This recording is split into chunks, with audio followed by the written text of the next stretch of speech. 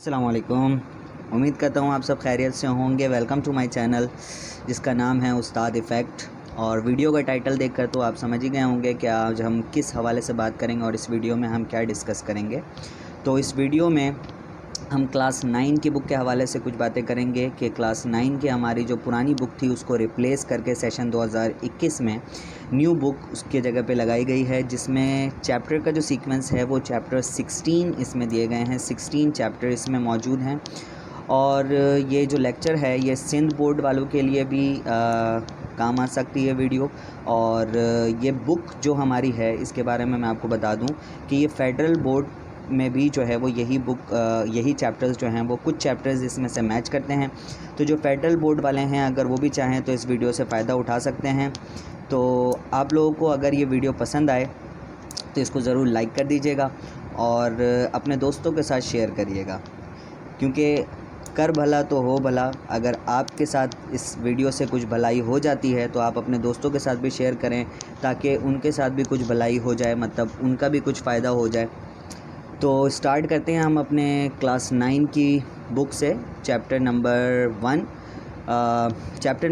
का जो नाम है वो है रियल एंड कॉम्प्लेक्स नंबर। इसके हम आज एक्सरसाइज नंबर 1.1 को सॉल्व करेंगे और 1.1 में से हम इसमें से 2 क्वेश्चन को सॉल्व करेंगे आज इंशाल्लाह अज़्ज़वजल। इसकी अगली वीडियो में इसके क्वेश्चन नंबर 3, 4 एंड 5 को भी जो है वो जितने भी क्वेश्चन हैं उसको भी सॉल्व करवा दिया जाएगा। तो स्टार्ट करते हैं कि सवाल क्या दिया हुआ है। तो देखें भाई, जो बुक में सवाल है, आप लोगों के पास अगर बुक है तो आप उसको सामने रख लें ताकि आपको जो है वो अच्छे तरीके से समझ में आ सके। तो पहला सवाल क्या दिया हुआ है, identify the following numbers as rational and irrational and also write each one in separate column. ठीक है, मतलब इसमें से जो अहम बात है वो ये है कि हमें आइडेंटिफाई करना है इन मंदरजा झेल क्वेश्चन को रैशनल नंबर में और इर्रेशनल नंबर में। तो पहले हमें ये पता होना चाहिए कि रैशनल नंबर क्या होते हैं और इर्रेशनल नंबर क्या होते हैं। तो रैशनल नंबर और इर्रेशनल नंबर को समझने के लिए आपको मैं कुछ बातें पहले समझा दूं, फिर उसके बाद हम इसको जो है वो आगाज़ करेंगे। तो क्वेश्चन वक्त ज़ाया ना हो इस वजह से मैंने क्वेश्चन लिख कर जैसे क्वेश्चन दिए हुए थे उनको सॉल्व भी कर दिया है और इसमें जस्ट हमने नाम देना है। देखें, ये जो क्वेश्चन अगर एग्ज़ाम में आता भी है तो इतने छोटे क्वेश्चन है कि जस्ट आइडेंटिफाई आपने करना है। तो ये क्वेश्चन आपको सॉल्व करने के लिए तो दिया नहीं जा सकता, ये आपको MCQs में ही दिए जा सकते हैं। तो इसके लिए आपको ट्रिक्स का पता होना ज़रूरी है। तो इसके लिए मैंने यहाँ पे कुछ बातें लिखी हैं जिनको हम डिस्कस करते हैं। देखें भाई, सबसे पहले हम अगर फ्रैक्शन की बात करते हैं तो फ्रैक्शन में आपको ये जानने की ज़रूरत है कि फ्रैक्शन नंबर क्या होते हैं, रैशनल नंबर्स क्या होते हैं। तो पहली बात ये याद रखें कि ऑल इंटेजर्स आर रैशनल। जितने भी इंटेजर्स होते हैं वो सब के सब क्या होते हैं, रैशनल होते हैं। जैसे इंटेजर्स क्या होते हैं आपने पढ़ा होंगे नंबर, इससे पहले अगर आपको पढ़ा दिया गया हो तो सेट्स पढ़ाए जाते हैं। तो सेट्स में नंबर ज़रूर पढ़ाए जाते हैं। होल नंबर होता है, फिर इसी तरीके से इवन नंबर होता है, ऑड नंबर होते हैं, फिर इसी तरीके से प्राइम नंबर होते हैं। इसी में जो है वो इंटीजर्स भी होते हैं। तो इंटीजर्स नंबर क्या होते हैं, इंटीजर्स नंबर जो होते हैं वो +-1, +-2, +-3, +-4, +-5, +-6 एंड सो ऑन। इस तरीके से ये क्या होते हैं, कंटिन्यूसली ये आगे बढ़ते ही जाते हैं। ठीक है, मतलब नंबर तो कभी भी ख़त्म नहीं होते। वंस इसको स्टार्ट करेंगे और ये जो है वो सो ऑन आगे चलते चले जाएंगे। इसके प्लस माइनस का क्या मतलब है, तो देखें इसके लिए मैंने यहाँ पर ये किया है कि ग्राफ आप पढ़ते हैं तो ग्राफ में क्या होता है कि इस तरीके से एक्सिस होते हैं। ठीक है, ये y होता है, ये x होता है। अब अगर इसके ऑपोजिट अगर जाएंगे तो हमेशा कभी भी किसी भी चीज़ के ऑपोजिट जाएंगे तो वो हमेशा माइनस में होता है। तो यहाँ पे हम क्या ले लेते हैं, नेगेटिव x। और इसी तरीके से अगर y के ऑपोजिट आएंगे, y ऊपर की तरफ है और अगर हम नीचे की तरफ आते हैं तो y क्या हो जाएगा, नेगेटिव हो जाएगा। सो इसी तरीके से अगर हम इस वाले हिस्से को ऑरिजिन मान लें, ऑरिजिन का मतलब होता है बिल्कुल जहाँ से स्टार्टिंग होती है उस जगह को क्या कहा जाता है, ऑरिजिन कहा जाता है। तो अगर ऑरिजिन से हम आगे बढ़ते हैं तो ये वाला पूरा हिस्सा क्या होता है, पॉजिटिव होता है।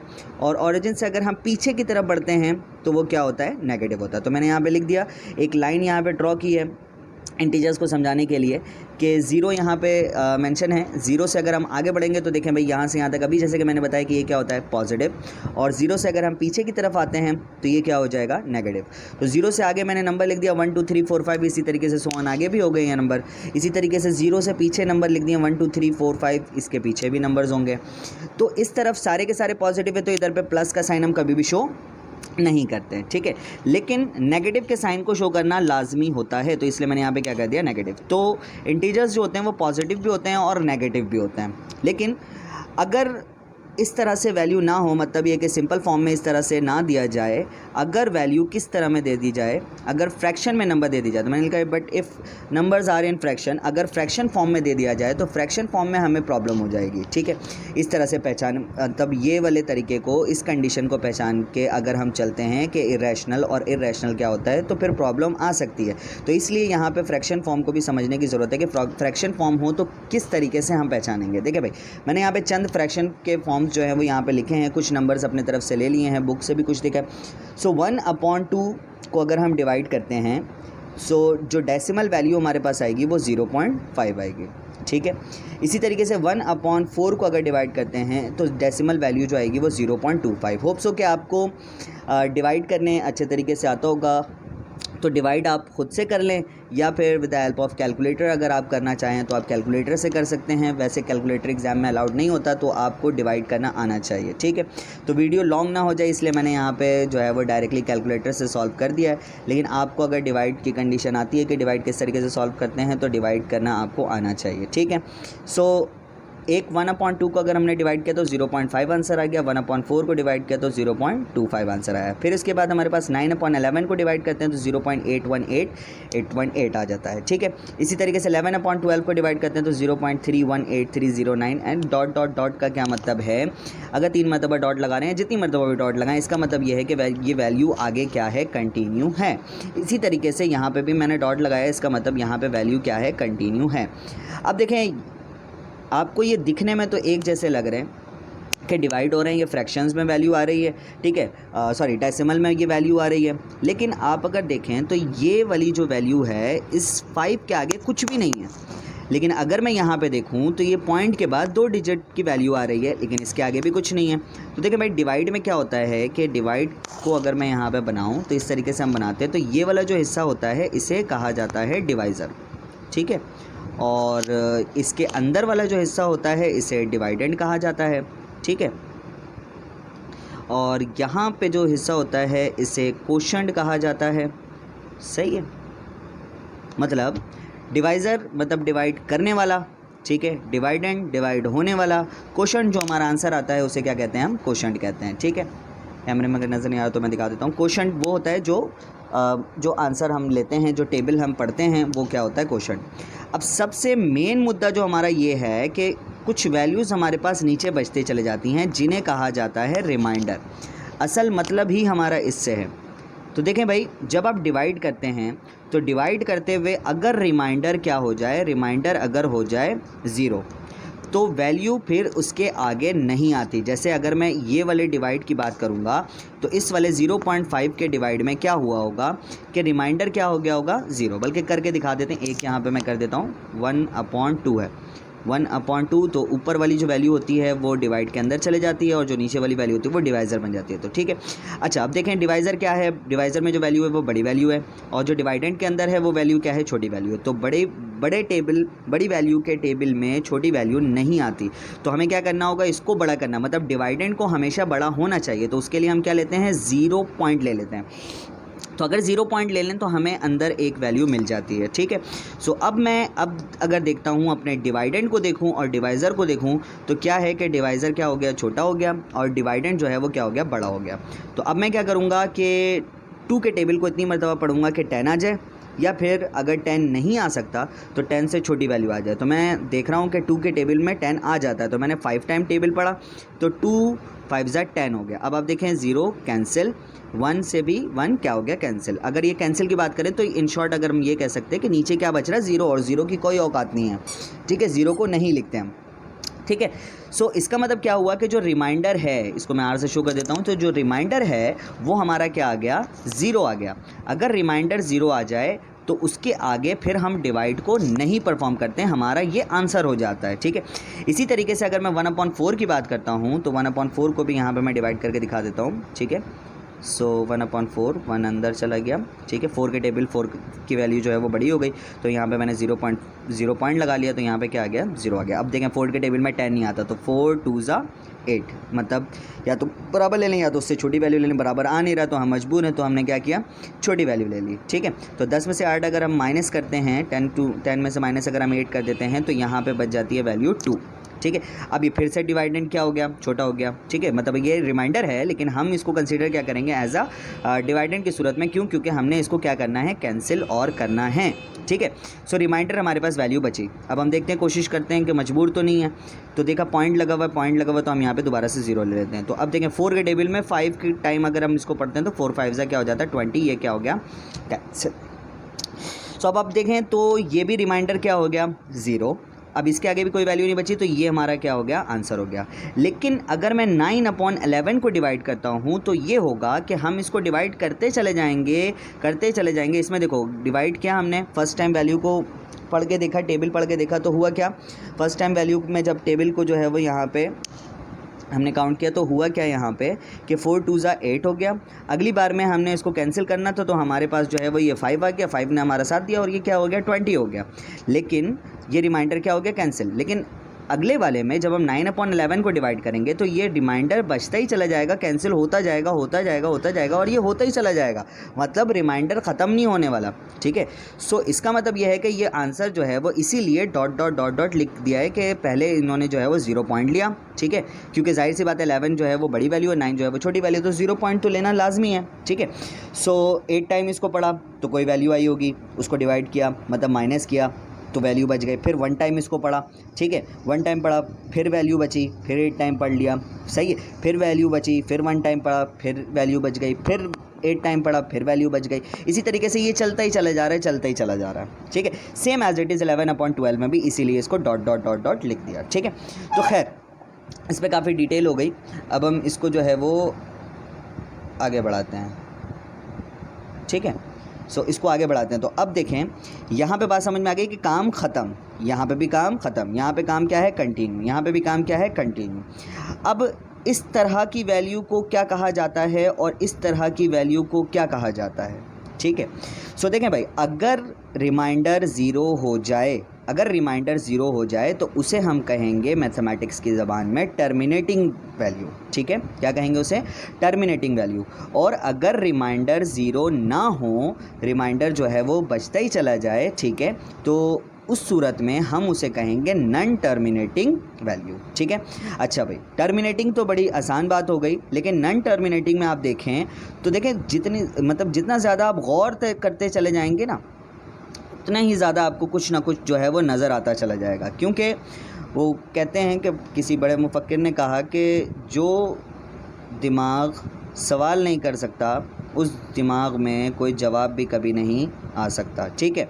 सो इसी तरीके से अगर आप देखें, मैंने यहाँ पे डैश यहाँ पे इस तरीके से करके दिखाया, तो यहाँ पे आपको दिखाई दे रहा होगा कि 8 1 का एक पेयर है, फिर अगली बार में भी 8 1 का एक पेयर है, फिर उसके अगली बार में भी 8 1 का एक पेयर है, इसी तरीके से सो ऑन है, ठीक है।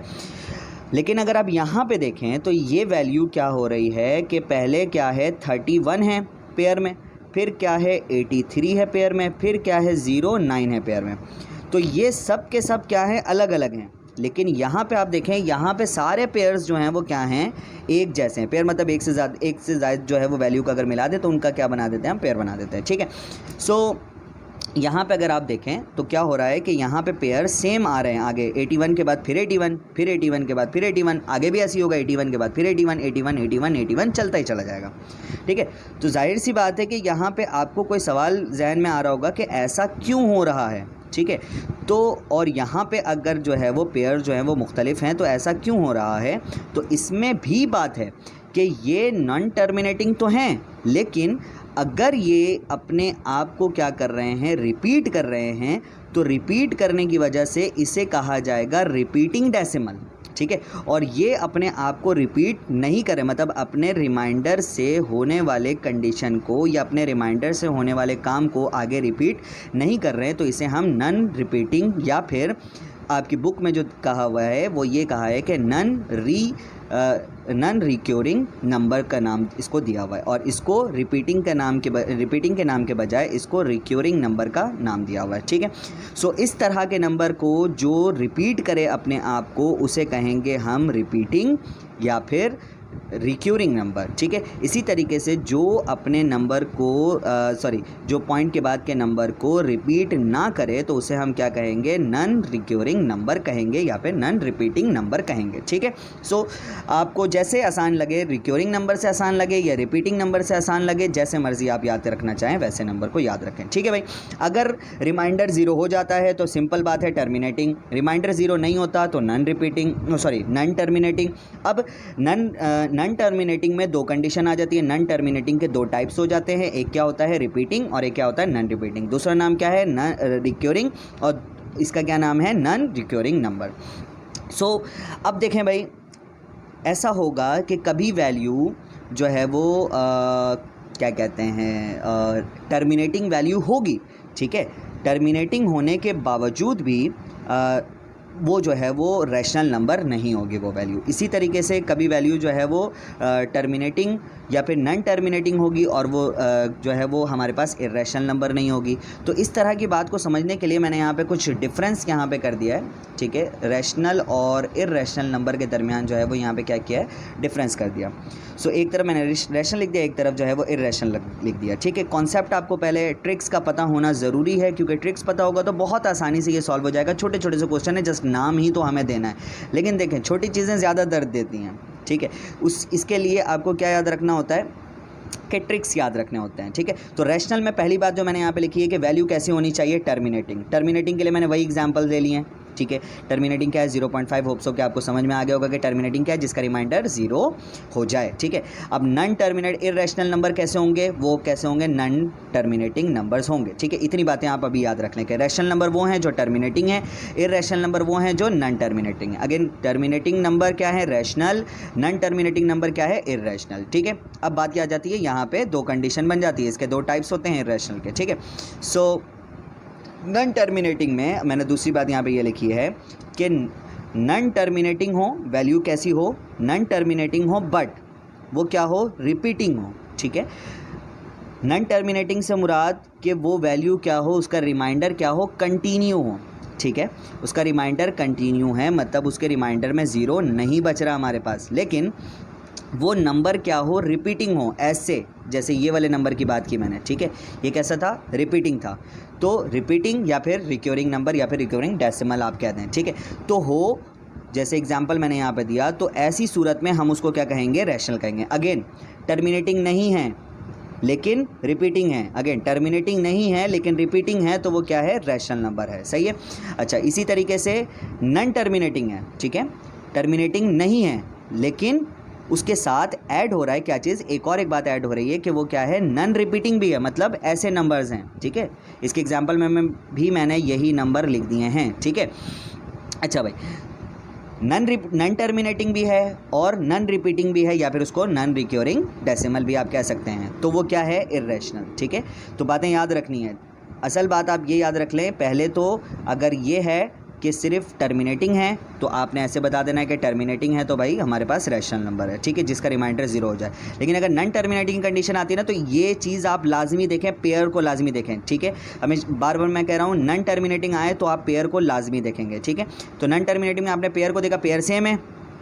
ठीक है, अगर पेयर सेम है तो वो रैशनल हो गया, अगर पेयर सेम नहीं है तो वो क्या हो गया, इर्रेशनल हो गया। सिंपल सी बात। अच्छा, एक और बात जो सबसे अहम है कि चलो भाई फ्रैक्शन में अगर वैल्यू नहीं है, ठीक है, लेकिन फ्रैक्शन में अगर वैल्यू नहीं होगी तो हो सकता है कि उसके ऊपर क्या हो, रूट आ जाए। ठीक है, तो अगर रूट आ जाए तो इसमें तीसरी बात मैंने यहाँ पर ये लिखी है कि it should be perfect square.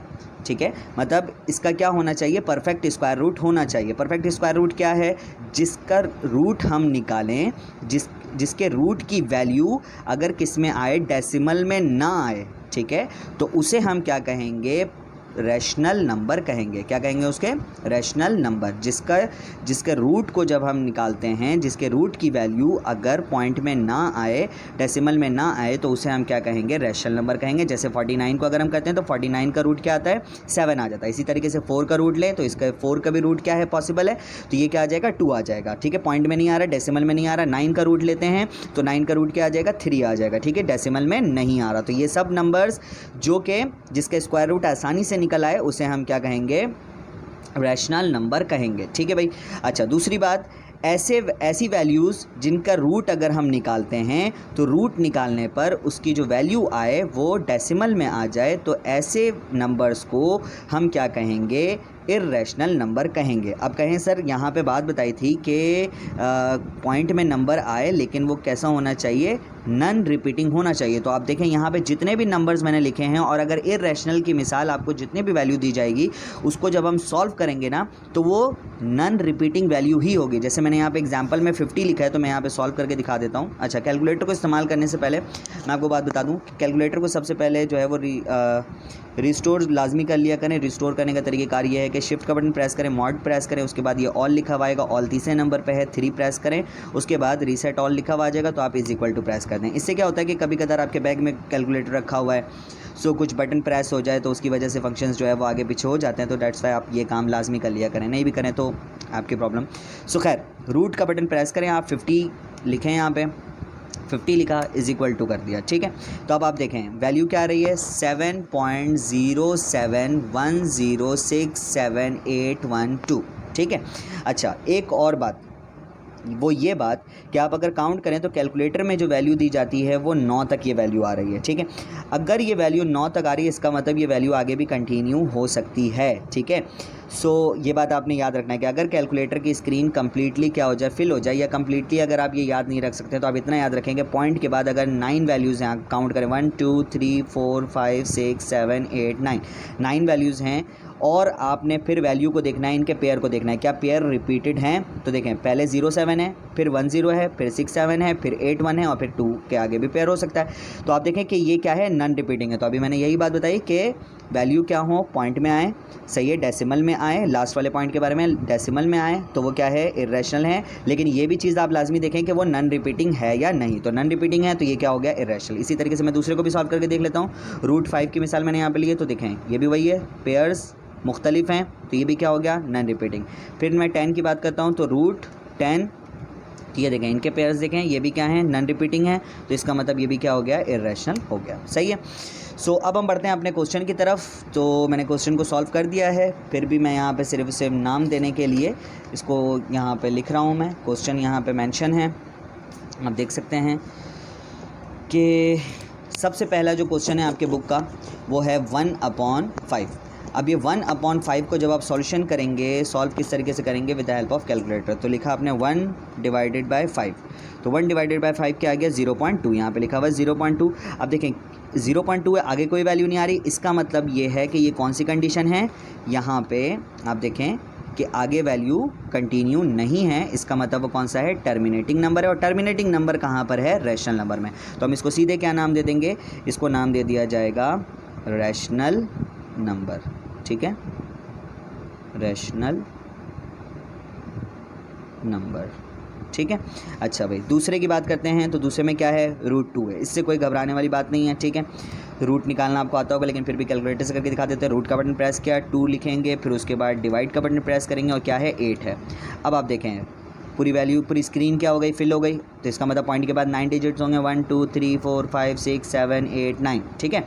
सो अब देखें भाई क्या है, इसमें क्या कंडीशन आ रही है? यहाँ पे मैंने लिख दिया है 0.176776695। अब देखें पॉइंट के आगे वैल्यूज़ बहुत सारी हैं, आगे 9 डिजिट्स हैं। 9 डिजिट को देखते ही आपके जहन में आ गई बात कि ये कंडीशन जो है वो इर्रेशनल की तरफ जा रही है। अब इर्रेशनल में आपने क्या देखना होता है?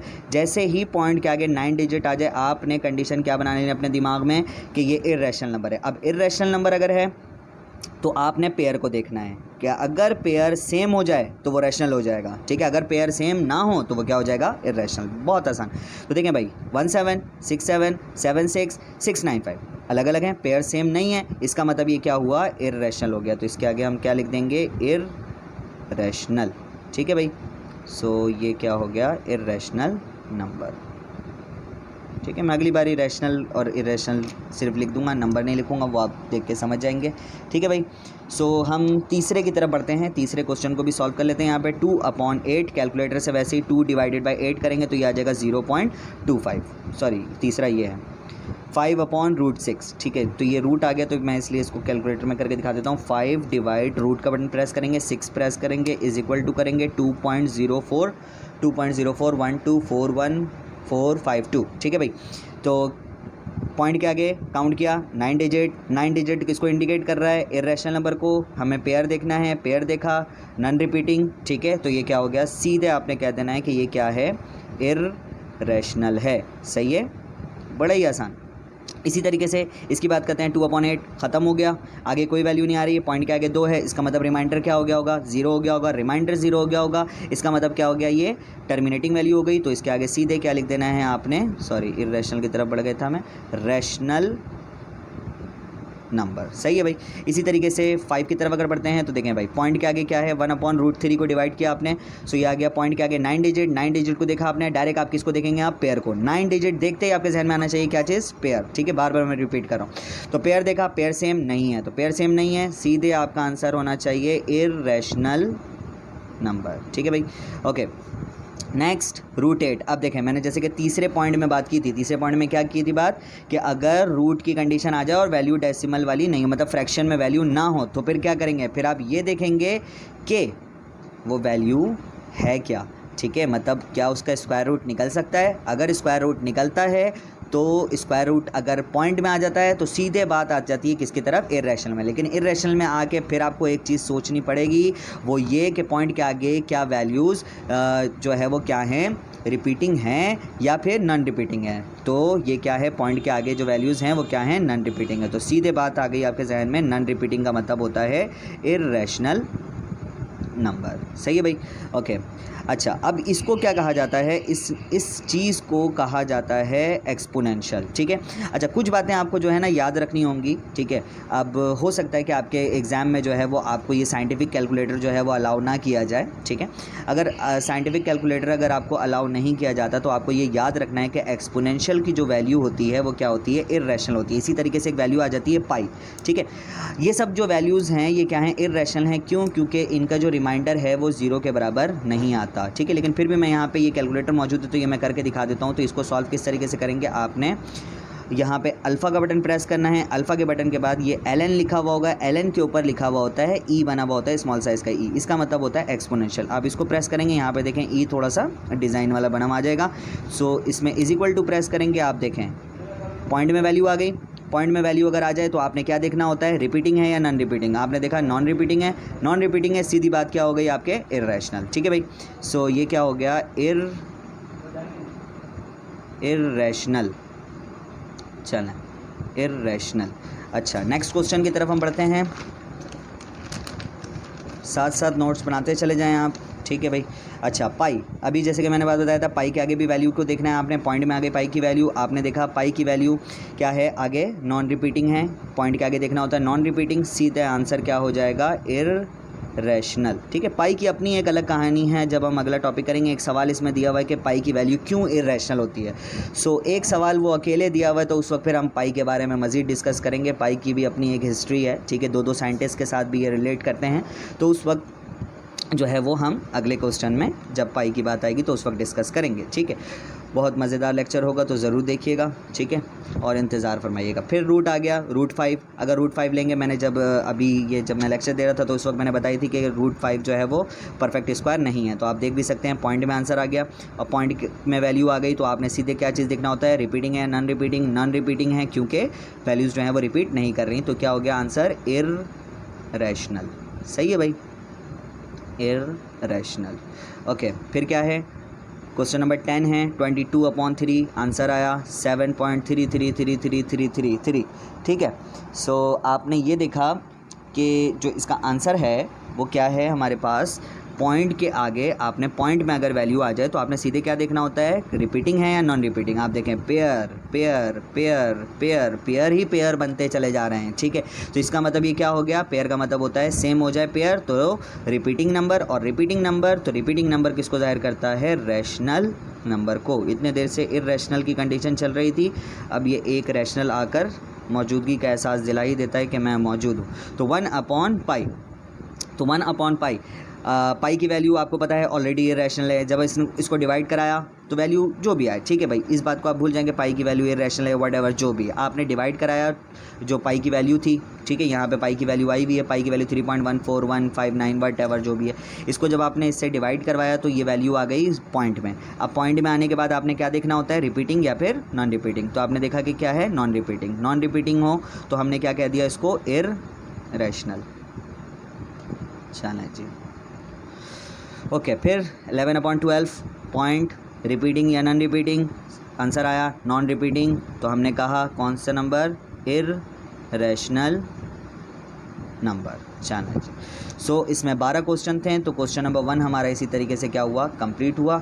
तो एक मरतबा अगर आपने कैप्चर करना है तो मैं यहाँ पे रख देता हूँ, आप चाहें तो इसको कैप्चर कर सकते हैं, ठीक है, और अपना एक नोट्स बना सकते हैं, ठीक है भाई। ये क्वेश्चन नंबर 1 से लेकर 7 तक यहाँ पर है। आगे बढ़ते हैं, क्वेश्चन नंबर कौन सा है भाई, क्वेश्चन नंबर 8 से लेकर 12 तक यहाँ पर मौजूद है। होपफुली कि आपने कैप्चर कर लिया होगा, ठीक है। अब हम बढ़ते हैं क्वेश्चन नंबर 2 की तरफ। तो क्वेश्चन नंबर 2 को भी मैंने उसी तरीके से सॉल्व कर दिया। तो अगर आपने टर्मिनेटिंग और नॉन टर्मिनेटिंग को समझ लिया तो ये क्वेश्चन आपके लिए बहुत ईजी है, आप इसको आसानी से कर सकते हैं। देखें भाई, सिंपल क्या लिखा हुआ है कि कन्वर्ट, देखने को पूरा आ रहा है कि नहीं, convert the following into decimal fraction, मतलब इनको किस में कन्वर्ट करें आप, डेसिमल फ्रैक्शन में तब्दील करें। Also indicate them as terminating and non terminating decimals. तो आपको पहले कहा कि आप जो है वो इसको डेसिमल में कन्वर्ट करें, ठीक है। उसमें सिर्फ आपने नाम लिखना था। ये वाले जो क्वेश्चन है ना, इसमें आपने सॉल्व करके दिखाना नहीं था, ये तो सिर्फ समझाने के लिए मैंने यहाँ पे सॉल्व करके दिखा दिया आपको, ठीक है, कैलकुलेटर से या व्हाटएवर जिस तरीके से भी।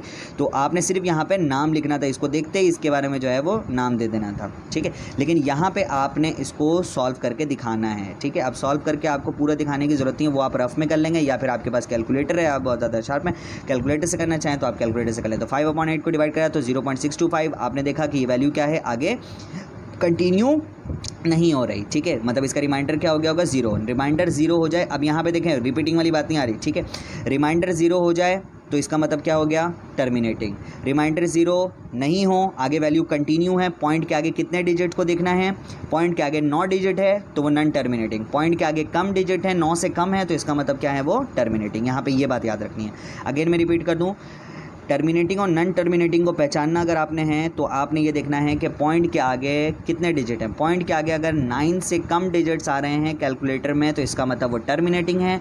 पॉइंट के आगे अगर 9 डिजिट्स आ रहे हैं तो वो क्या है, नॉन टर्मिनेटिंग। तो सीधे आंसर यहाँ पे आ रहा है कि 9 डिजिट से कम, तो इसको क्या नाम दे देंगे, टर्मिनेटिंग, ठीक है भाई, ओके। ये हो गया टर्मिनेटिंग, ओके। अब इसमें क्वेश्चन नंबर 2 में देखें, पॉइंट के आगे 9 डिजिट 1 2 3 4 5 6 7 8 9 डिजिट्स हैं, तो सीधे आंसर क्या हो जाएगा,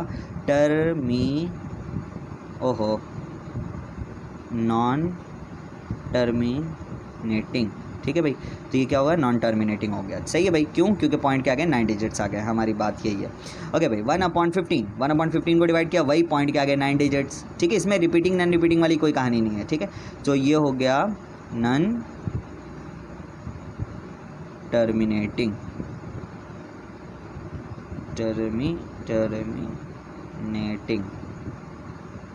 नॉन टर्मिनेटिंग, ठीक है भाई। पॉइंट के आगे 3 डिजिट 9 डिजिट नहीं है, तो सीधे आंसर टर्मिनेटिंग, ठीक है भाई, ओके। यहाँ पे करते हैं 207 को डिवाइड किया तो 15 आ गया, 207 को डिवाइड किया 15 से तो 13.8, पॉइंट के आगे देखा 9 डिजिट नहीं है, सीधे आंसर, तो बच्चों वाला काम हो गया। तो ये हो गया टर्मिनेटिंग,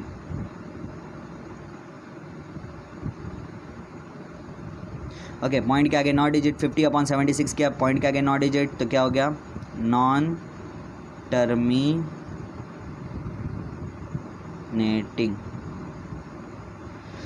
तो इसी तरीके से हमारा लेक्चर क्या हुआ, कंप्लीट हुआ। तो इसको भी अगर आपने कैप्चर करना है तो ये यहाँ पे मौजूद है। क्वेश्चन नंबर 2 के पार्ट्स टोटल दिए हुए थे 6, ये आपके पास मौजूद है, इसको कैप्चर कर लें। सो उम्मीद करूँगा कि जो कुछ सिखाया आपको अच्छे तरीके से समझ में आ गया होगा। अगर कोई भी चीज़ आपको नहीं समझ में आई है तो आप मुझसे ज़रूर पूछ सकते हैं, कमेंट सेक्शन आपके लिए है बिल्कुल। और अगर आपको वीडियो पसंद आई है तो अपने ख़यालात का इज़हार ज़रूर करें कि आपको ये वीडियो कितनी पसंद आई और आप चाहते हैं कि आगे भी मैं इसी तरीके से वीडियोज़ बनाऊँ, तो ज़रूर आप बताएं। और अगर कोई भी चीज़ आपको समझ में नहीं आई तो आप मुझसे कमेंट में पूछ सकते हैं। नंबर आई स्क्रीन पे आपको मौजूद दिखाई दे रहा होगा, आप उस नंबर पे व्हाट्सएप पे भी मैसेज करके पूछ सकते हैं। जैसे आपको बेहतरी लगे मैं आपको पर्सनली भी गाइड कर सकता हूँ। और तो इसी के साथ मैं आपको आखिर में एक ही बात कहूँगा कि अगर वीडियो आपको पसंद आई है तो नेकी का काम करें कि वीडियो को जो है वो अपने दोस्तों के साथ भी शेयर करें, क्योंकि बहुत सारे बच्चे नए बुक को लेकर परेशान होंगे, क्योंकि ये बहुत ही शॉकिंग न्यूज़ ज़ाहिर सी बात है हर किसी के लिए है कि अचानक से जो है वो एंड में बुक चेंज हो गई। और अभी तक इस बारे में कुछ कंफर्मेशन नहीं है कि कोर्स रिड्यूस होंगे भी या नहीं होंगे। आगे कोरोना का सिलसिला, अभी तक कोरोना हमारे मुल्क से ख़त्म भी नहीं हुआ। अगर आगे कोरोना का सिलसिला हुआ तो मे भी शायद स्कूल फिर से बंद हो जाएँ। तो मामलात ऐसे हैं, तो दूसरों के लिए भी जो है वो आसानी पैदा करें, ठीक है, दूसरों के साथ भी शेयर करें, ठीक है, और वीडियो को जो है वो ज़्यादा से ज़्यादा लाइक करें और चैनल को सब्सक्राइब करना ना भूलें, ठीक है। तब तक के लिए मुझे इजाज़त दीजिए, ठीक है, और अपना बहुत ज़्यादा ख्याल रखिएगा। अस्सलाम वालेकुम वरहमतुल्लाहि वबरकातुहू।